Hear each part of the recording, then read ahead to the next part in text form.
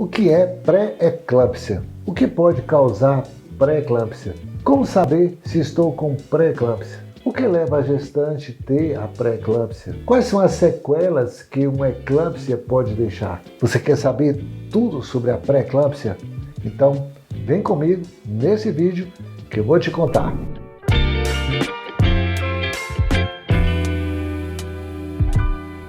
Olá, minhas amigas lindas, maravilhosas. Eu sou o Dr. José Marcos Neves, ginecologista obstetra, pós-graduado em medicina preventiva com foco em longevidade. E esse canal ele foi criado para socializar, é uma prestação de serviço com conteúdos da ginecologia, da obstetrícia e da medicina preventiva. Esse conteúdo é para pessoas interessadas em ter uma vida saudável. Recentemente, uma paciente de 29 anos, grávida do primeiro filho, com 22 semanas de gestação, chegou ao nosso consultório para sua primeira consulta do pré-natal.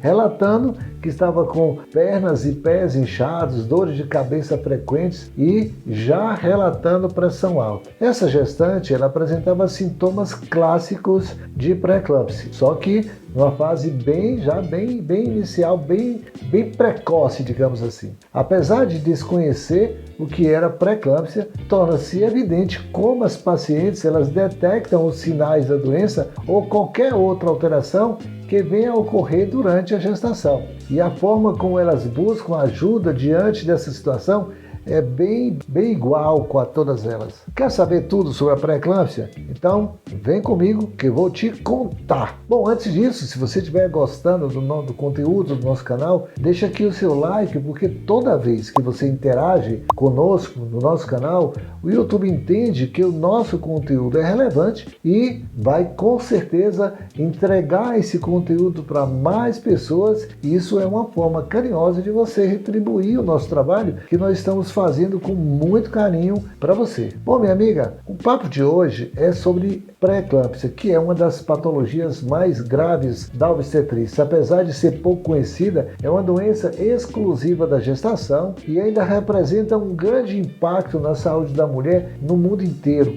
acometendo cerca de 8,5 milhões de mulheres no mundo, sendo a principal causa de morte materna durante a gestação. Como ela se caracteriza pelo aumento da pressão arterial, que nós chamamos de hipertensão, e dos níveis de proteína na urina, que nós chamamos de proteinúria. Isso geralmente acontece a partir da 20ª semana de gestação. Ela pode gerar complicações que colocam em risco tanto a vida da mamãe quanto a vida do bebê. Cerca de 15% dos partos prematuros e 42% das mortes maternas em países em desenvolvimento são causados por essa doença. Estima-se que no Brasil a incidência seja de 3 a 5%, mas apenas 25% das gestantes com sintomas de pré-eclâmpsia geralmente desenvolve a doença de fato, a doença mesmo, a doença pré-eclâmpsia que é constatada pela medicina. Quando não é diagnosticada precocemente e controlada, pode evoluir para convulsões, que nós chamamos de eclâmpsia, e também pode evoluir para acidente vascular cerebral, para hemorragia, para dano renal, para insuficiência hepática e até a morte. As causas da doença ainda não são muito bem entendidas pela ciência e não é totalmente detectado ou identificado, mas com o auxílio de exames e de biomarcadores para pré-eclâmpsia já é possível identificar o risco de desenvolver essa doença logo que os primeiros sinais clínicos aparecem. E quem são as gestantes de maior risco? Entre os fatores de risco estão a obesidade, a história familiar de gestações na adolescência ou com idade superior a 40 anos, doença renal ou pressão arterial elevada. Esses sinais eles podem aumentar as chances de a mulher desenvolver pré-eclâmpsia e é preciso compartilhar esse histórico com o médico que está dando assistência ao pré-natal desde a primeira consulta. Considerando o papel do ginecologista obstetra como o clínico da mulher, deve-se valorizar durante a entrevista inicial os antecedentes de pré-eclâmpsia e considerá-lo como de risco diferenciado para o desenvolvimento dessas complicações anteriormente citadas e não desperdiçar a oportunidade de possivelmente reduzir esses riscos, mantendo o acompanhamento bem de perto. Existe como atuar sobre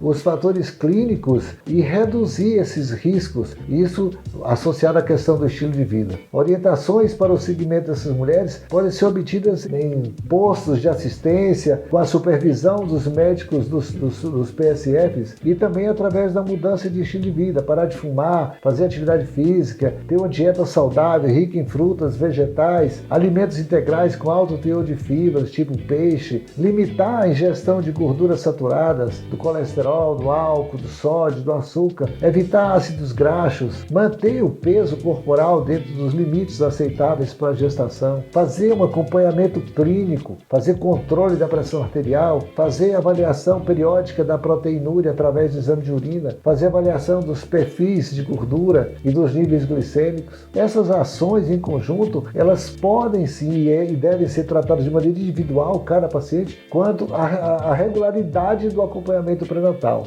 Dar às mulheres, às gestantes, informação qualificada, um profissional adequado, disponível, para poder acompanhar essas gestações é imprescindível para que esses danos e essas patologias elas sejam evitadas durante esse período de gestação. Fazer uso de medicamentos específicos e também recomenda-se nesses casos um acompanhamento multidisciplinar. Os principais sintomas que a gente chama a atenção, principalmente relacionado, envolve sim principalmente a questão da elevação da pressão, que começa gradativamente, geralmente quando se chega a 14/9 ou 140/90, a presença de proteinúria na urina, inchaço ou ganho repetido de peso, 2 a 3 quilos em 1 ou 2 dias, isso tudo são alertas importantes para essa questão dessa doença tão perigosa, tão danosa para a saúde da gestante. Caso a gestante perceba qualquer uma dessas alterações, ela precisa imediatamente ir a um atendimento médico do pré-natal, a um hospital ou algum posto de saúde para fazer a medição da pressão, fazer os exames de sangue, de urina, avaliar se há risco do desenvolvimento dessa doença para que seja feito um acompanhamento mais precoce possível. A pré-eclâmpsia também pode ser grave. Já nesse caso, além do inchaço e do ganho de peso, pode aparecer outros sinais. Além da pressão arterial superior a 160/110, que seria 16/11, também pode acontecer a dor de cabeça de ambos os lados ou frontal, forte, dor do lado do abdômen, diminuição da quantidade de urina e também diminuição da vontade de urinar.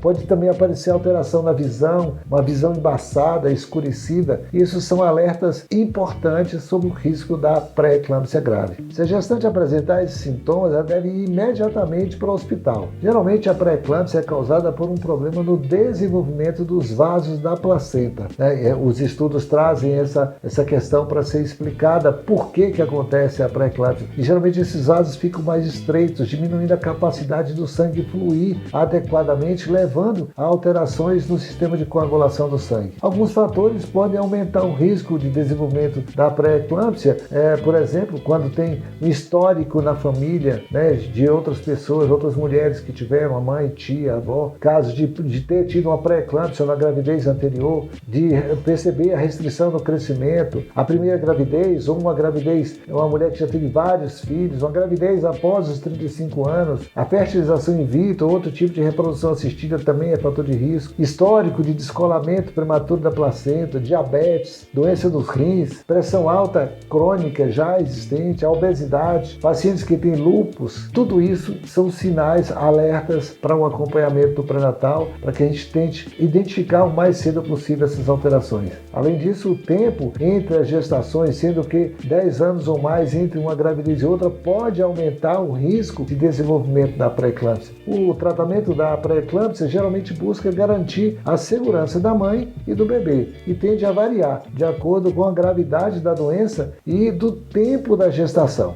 No caso de pré-eclâmpsia leve, o obstetra geralmente recomenda que a mulher fique em casa e siga uma dieta pobre em sal e com aumento da ingestão de água para cerca de 2 a 3 litros por dia. Além disso, o repouso deve ser seguido à risca, de preferência para o lado esquerdo, de forma a aumentar a circulação sanguínea para os rins e para o útero. Durante o tratamento é importante a grávida controlar a pressão arterial com bastante frequência, fazer exames de urina rotineiros para evitar que a pré-eclâmpsia venha a piorar. No exame de urina você detecta o que nós chamamos de proteinúria. Em alguns casos é importante o obstetra solicitar que a gestante faça um diário das medições da pressão, pelo menos 3 vezes ao dia, para vigiar o que está acontecendo. E diário deve ser levado em forma de histórico para a consulta do pré-natal. Já no caso da pré-eclâmpsia grave, o tratamento geralmente é feito com internamento no hospital. Geralmente a grávida, no caso da pré-eclâmpsia grávida, precisa ficar internada para receber medicamentos que irão auxiliar na prevenção da eclâmpsia e manutenção da pressão, por exemplo, como o sulfato de magnésio, que é uma das opções de tratamento que se proporciona no paciente ou na paciente internada. Isso caso ocorra um pico hipertensivo. Podem também ser usados outros antihipertensivos por via endovenosa, além da vigilância cuidadosa da pressão arterial, funcionamento renal e bem-estar neurológico fetal.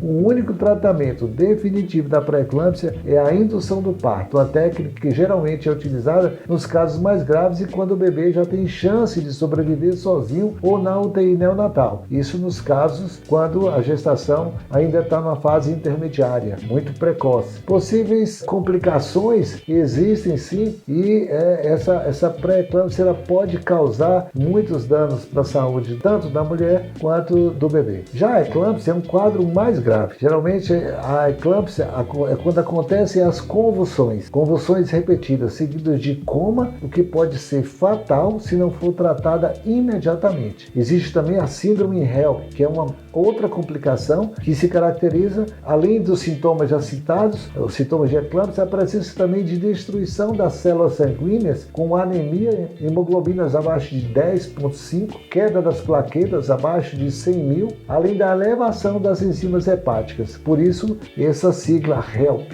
Também se observa as enzimas hepáticas acima de 70 unidades por litro. Existe também o risco do descolamento prematuro da placenta. Acontece quando a placenta se solta por conta da elevação da pressão e aí o caso geralmente é muito grave, porque esse sangramento ele pode ser interno, é uma emergência obstétrica, na qual geralmente o bebê, se não for retirado muito rapidamente através de uma cesariana, geralmente ele vem a óbito. Existe também o risco do edema agudo de pulmão, que é uma situação em que há coleção de líquido nos pulmões, uma insuficiência do fígado e rins, que pode até se tornar irreversíveis, causando danos à saúde ou até à própria vida da gestante. Todas essas complicações podem ser evitadas caso a gestante faça um acompanhamento do pré-natal desde o início da gravidez. É imprescindível que toda gestante tenha o acompanhamento de um médico obstetra, já que essas doenças elas são graves e podem ser identificadas desde que o acompanhamento seja feito no pré-natal, desde o início, por um profissional experiente, e isso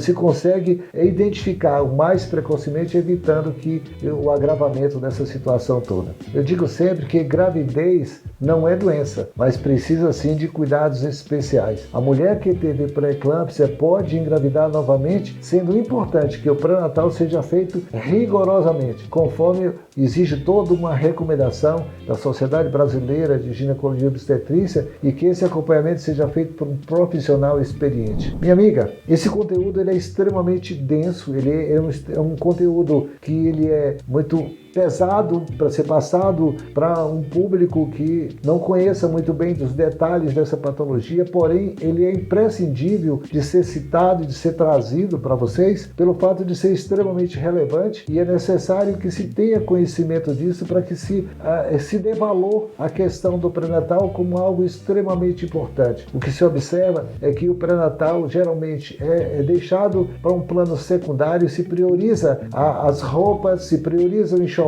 se prioriza as festas, deixando de lado um pré-natal cuidadoso e atencioso que deve ser realizado sempre por um profissional experiente. Por isso é que nós abordamos esse tema e chamamos a atenção da importância do pré-natal. Toda gestante deve sim fazer acompanhamento por um pré-natal e por um profissional experiente. Bom, eu espero que você esteja gostando do nosso conteúdo. Esse canal ele foi criado para trazer conteúdo para você. Tá? Nós temos uma imensa satisfação em produzir esse conteúdo. Esperamos que vocês estejam gostando. Se estiver gostando, dê seu like, se inscreva, compartilhe com suas amigas. E agora nós estamos indo. Fica aqui no canal, assista outros vídeos que a gente está produzindo com muito carinho. E em breve a gente está de volta com outros vídeos para você. Beleza? Um beijo grande.